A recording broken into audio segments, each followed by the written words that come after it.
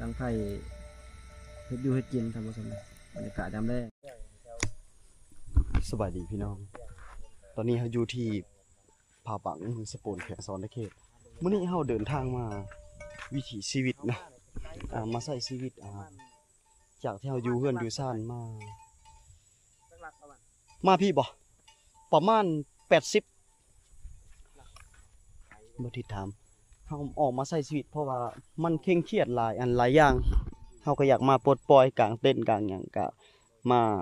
เผยแพร่คลิปวิดีโอสู่พ่อแม่พี่น้องเบิ่งวิถีชีวิตของเขตชนบทมันเป็นจังไดมาสุดก่อนน่ะเฮาก็มีอุปสรรคหลายอันหลายอย่างที่เฮ็ดให้เฮาบ่สามารถถ่ายคลิปได้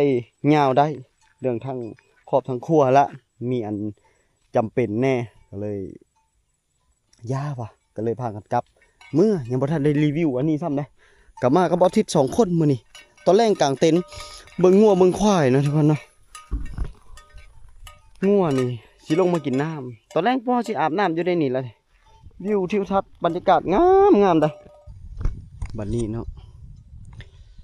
ทางพี่กันเป็นวิวทิวทัศน์ถือว่างามนะออกมาใช้ชีวิตเพื่ออีหยังมันสิได้ดีขึ้นการเฮาที่เฮาเก็บกดหลายว่าเรื่องเวียกเรื่องงานผู้ใดก็มีเวียกมีงานคือกันเนาะ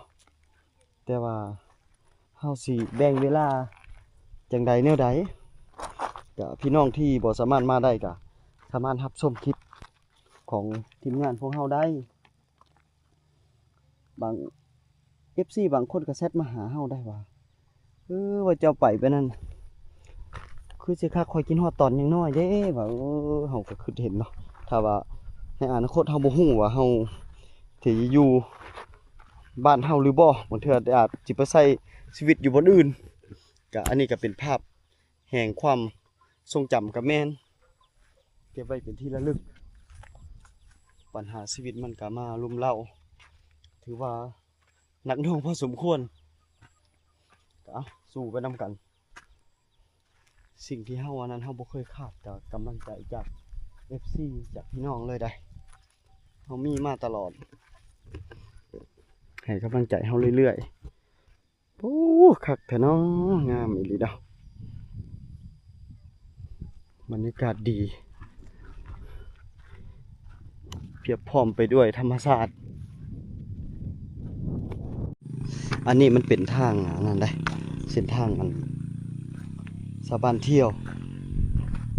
เราอยู่บริเวณใกล้เคียงนี่แหละเพราะเราอยู่นะเรียบภูเขาไปแบบนี้งามขนาดเลยนะมาเฉพาะเฮามานี่แกเฉพาะปัจจัยนี่วันซี่เชื่อแหละนะเดินทางมาเขตนี่มาเท่าใดก็ติดใจเท่านั้นมันคักแห้งไปเขตอื่นก็แมนอยู่แต่ว่า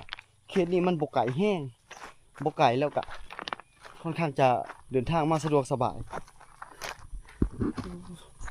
อันนี้ละเคินว่าดอกไม้บ้านป่าดอกไม้บ้านป่าของแท้เลยแหละนี่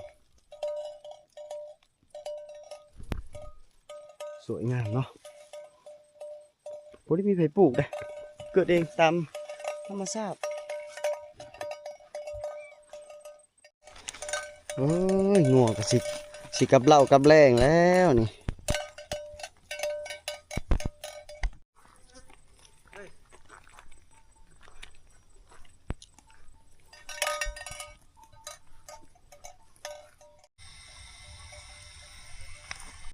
โอ้ยพี่น้องเอ้ย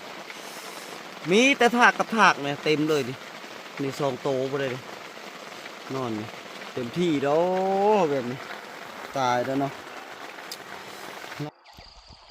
อันนี้เป็นบนนอนของพวกเฮาโอ้ยเมื่อคืนนี้ฝนตกแท้ตกว่าคนเลยลมฝนตกจนว่าจนอยู่บ่ได้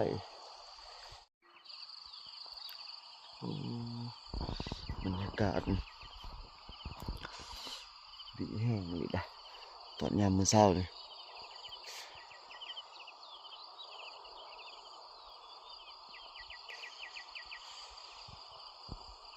ป้าเนาะทุกคนเนาะเมื่อคืนนี้พวกเราเป็นลิงเลยฝนตกจากกับผ้ากันแปลงกันเต็นนอนเมื่อคืนนี้เบิ้งพอพวกเฮานะแบบนี้ละค่อนข้างจะหนักหน่วงอยู่ฝนเมื่อคืนนี่จากเลยได้โทรศัพท์เฮาก็ตกน้ำมัวมัดน้ำเขากล้องหมดเลยนี่ตัวนี้ก็เก็บปะกล้องขาวๆนี่จักสิเป็นจังใดแล้วอย่าแต่ระบบจออย่างเดียวเพอันอื่นบ่ขึ้นปานใดอันนี้ก็บ่ชิดกำลังนั่นกำลังเป่าไฟลวกโจ๊กกินค่อนข้างจะอันนั้นพวกเขาก็สิได้เก็บหมัดทุกอย่างพวกขยะที่มาน้ำเฮา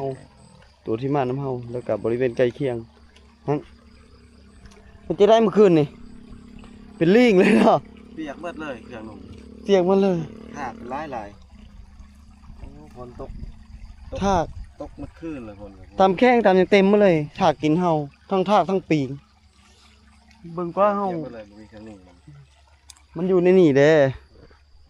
นี่แหละใครแต่แล่นไปซื้อแพร่บัตรมาก่อนคันบ่มีอันถาอันนี้นะเฮาจักสิอยู่จังได๋ล่ะเมื่อคืนนี่นอนบ่ได้เลย สภาพพวกเฮานะ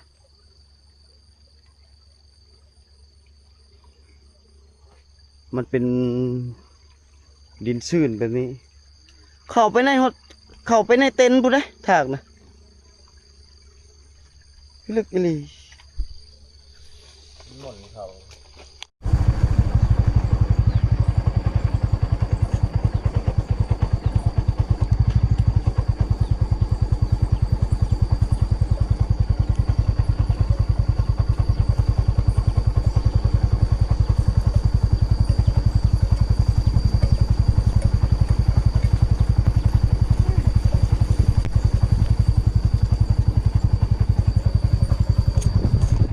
นี่แหละ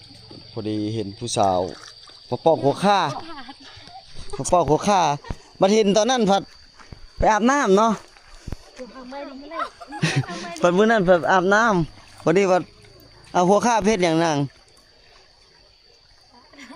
หึเพชรดอกมันจะกินเอ้า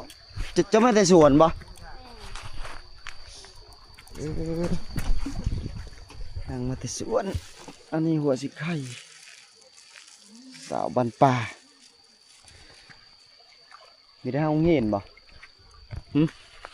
บ่ได้เข้าห้องเฮียนบ่มื้ออื่นจะไปกลับบ่หรือว่าจะนอนเนาะวันเสาร์วันอาทิตย์แล้วเจ้าจึงมาแม่นบ่สาวบ้านนี่ครับมันไหม้ป่าปักกะหลายเนาะป่าปักกะหลาย เขาข้าพุดมีสวนท่านี่บ่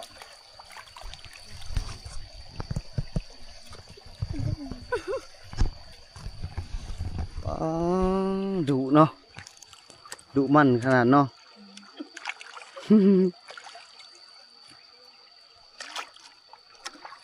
มื้อนั้นผัดอาบน้ำมื้อนั้น นี่ไหน ก็ผู้เดียวนี่แล้ว ที่เจ้าไปเฮียนนี่นอนแม่นบ่นาง ไอ้เหี้ยนี่ใช่ก่อน ไอ้จำไอ้ลืมชื่อเจ้าละไอ้ถามอยู่ตอนนั้นไอ้ลืมแล้วชื่อเจ้าใดก็ สื่อมาลิ น้องมะลิคนสมชื่ออยู่ได้ น้องมะลิอันนี้ได้ซะ2คนในหมู่เจ้าบ่นี่นะเอ้ยสิกลับละ มาลิมาแน่ ไปขายบ่ โบกิน ลายมือลายมือ ไม่กินเลยอ้าวอันนี้ปะทิมบ่ซะครบเลยนี่หัวข้ากับหากระป๋อง ใช่เจ้าเนี่ย ตะปรึ้งตะปรึ้ง ตะบึ้ง แน่ เจ้าคือคนลาวเลยเนาะได้เฮียนอยู่ใส่ อยู่พะบัง พระบาท พอบังนี่น้องได้ล่ะ งามเลยนะหัวข้าขาวๆหากระป๋อง มสองหรือมสี่ มาสอง ให้ลงคนจ้ะผู้นัวหั่นเนาะเห็นมสี่เห็นปะไอ้ลงคนบ่แม่นไอ้ลงคนไอ้จำห้องพิษเจ้ามสองนัวนั่นมสี่ ชื่อหยังก็มื้อหน้าสิไปถามอยู่เพื่อน น้องมะลิ มานี่มื้อหน้าสิไปถามอยู่เพื่อนเด้อไปหาอยู่เพื่อนเนาะสิตามเพื่อน เอ้าไปซะ โอเคครับ ถ่าแล้วขอบใจเป็นโชเฟอร์รถได้น้องมะลิ พอ F3 เลย อันนี้ก็จานหนึ่งนะจานจะเก่งอันนี้จะจู คนลาวพุ่นนี่ พอ